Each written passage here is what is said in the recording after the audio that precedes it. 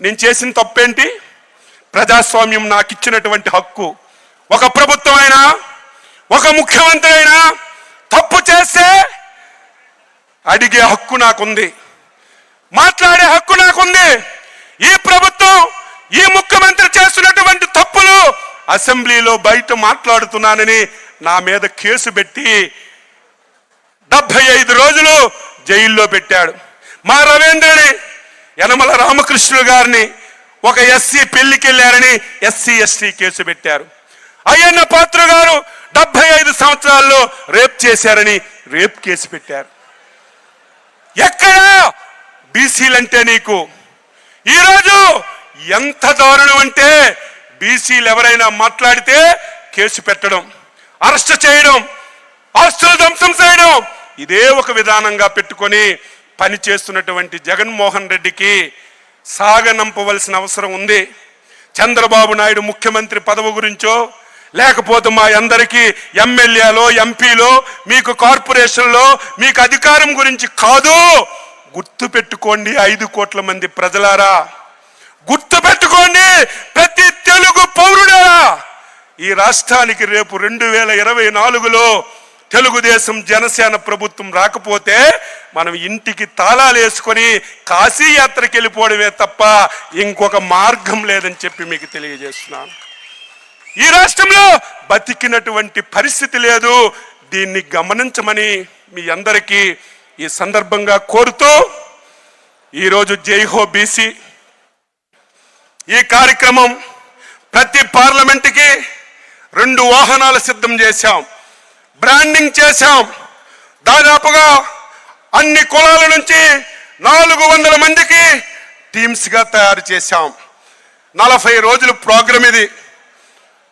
962 మండలాల్లో, మండల హెడ్ క్వార్టర్స్లో ఒక రోజు వెళ్ళి అన్ని బీసీ కులాలకి పిలిచి మనం చేసినటువంటి కార్యక్రమాలు, ఈ 5 సంవత్సరాల్లో బీసీలకి జగన్మోహన్ రెడ్డి చేసినటువంటి అన్యాయాలు ఎక్స్ప్లెయిన్ చేయవలసినటువంటి అవసరం ఉంది. మండలాల మీటింగ్లు అయ్యాక ప్రతి పార్లమెంట్లో 5 నుంచి 10,000 మందికి తగ్గకుండా జై హో బీసీ అని సభలు పెట్టవలసినటువంటి అవసరం ఉంది.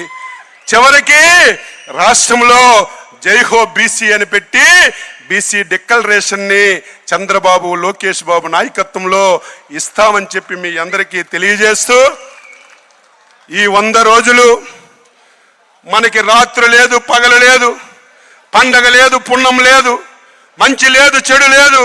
అందరం కాలికి గజ్జి కట్టుకొని ఇంటింటికి వెళ్ళి ఈ జై హో బీసీ ద్వారా 10 లక్షల జనాభాని కలవలసినటువంటి అవసరం ఉంది. అందరూ ఓట్లు వేయడానికి సిద్ధంగా ఉన్నారు. ప్రతి ఒక్కరూ మళ్ళీ చంద్రబాబు నాయుడిని ఈ రాష్ట్రానికి రాజు చేస్తే తప్ప మన బతుకులు మారవని ప్రతి ఒక్కరు కూడా ఎదురు చూస్తున్నటువంటి తరుణంలో మీ అందరూ కూడా ఈ 100 రోజులు కష్టపడి పనిచేయండి. మేమందరం ఉన్నాం. గతంలాగా పరిపాలన ఉండదని చెప్పి మీ అందరికీ తెలియజేస్తున్నాను.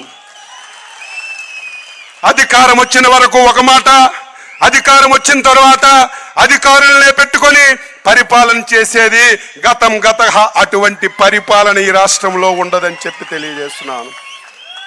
కార్యకర్తల పరిపాలన వస్తుంది.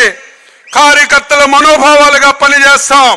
రేపు మీరు ఎక్కడికి వెళ్ళినా సరే పసుపు జెండా కనబడితే బంట్రోతు నుంచి ఐఏఎస్ వరకు మీకు గౌరవించే విధంగా పరిపాలన తీసుకొస్తాం.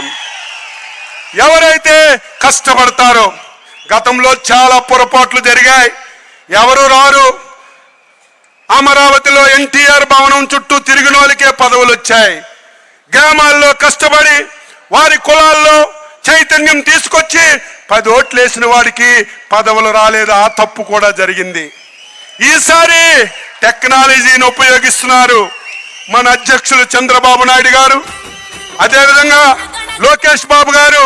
టెక్నాలజీ ఉపయోగించి ప్రతి ఒక్క వివరాలు తెలుసుకొని పనిచేసిన వాళ్ళకి గౌరవిస్తామని ఈ సందర్భంగా తెలియజేస్తూ, అందరూ ఈ 100 రోజులు కష్టపడి పని చేయాలని, పని చేస్తారని చెప్పి ఆశిస్తూ అందరికీ నమస్కారం. జై హో బీసీ.